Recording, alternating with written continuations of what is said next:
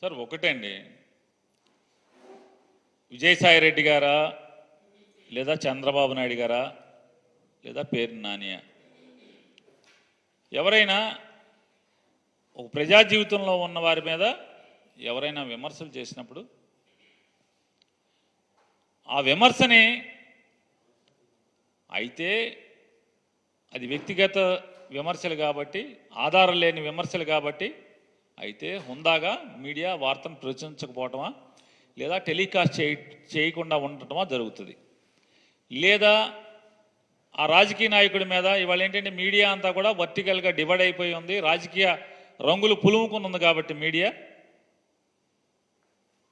ఆ వార్త పోనీ వేస్తే వార్త వేశారు, ఆడు ఆరోపించాడు, మేము చూపించాము వేసామంటే అర్థం ఉంటుంది.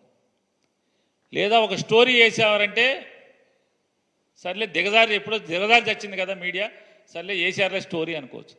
కానీ అందులో ఉన్నటువంటి సీఈఓ, ఒక ఛానల్లో సీఈఓ కూర్చుని దాన్ని ఒక డిబేట్ నిర్వహించి ఏ ఆధారాలు లేకుండా ఓహో ముసలోడు ఇంత పనోడా అంత పనోడా, ఏం భాష అది, నువ్వెవడవి కాదు, నువ్వు విలేకరివి లేదా ఒక సీఈఓవి, ఎంత హుందాగా నడపాల్సినటువంటి పరిస్థితుల్లో ఏమైనా ఆధారాలు ఉంటే మీ ఇష్టం మాట్లాడండి.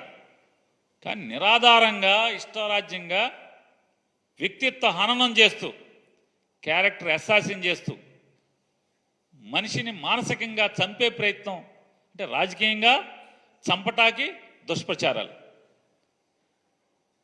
అక్కడితో ఆగకుండా ఇంకా రాజకీయ కక్షతో మనిషిని మానసికంగా కూడా పతనం చేయటం కోసం ఈ రకమైనటువంటి వ్యక్తిత్వాన్ని కించపరుస్తూ, వ్యక్తిత్వ హననం చేస్తూ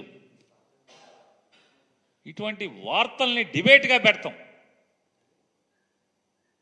మరి ఇది ఎవరికి జరగకూడదు, ఎక్కడ జరగకూడదు. కానీ ఇది దుర్మార్గం కదా. ఇది అంటే అసత్యాలు మాట్లాడుతూ ఎవరో ఒకళ్ళు ప్రెస్ మీట్ పెడితే దాని మీద క్యారెక్టర్ని కిల్ చేస్తూ డిబేట్లు పెట్టడం, దాన్ని కొనసాగింపుగా ఇవాళ మొత్తం అంతా కూడా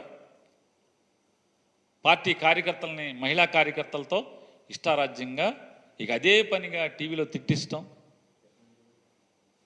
ఎవరైనా ఇది తగని పని కాదు. మీడియా పేరుతో, మీడియా ముసుగులో ఇంత అసహ్యం చేయటం కూడా ఇక అది మీ విఘ్నతకే వదిలేస్తాను.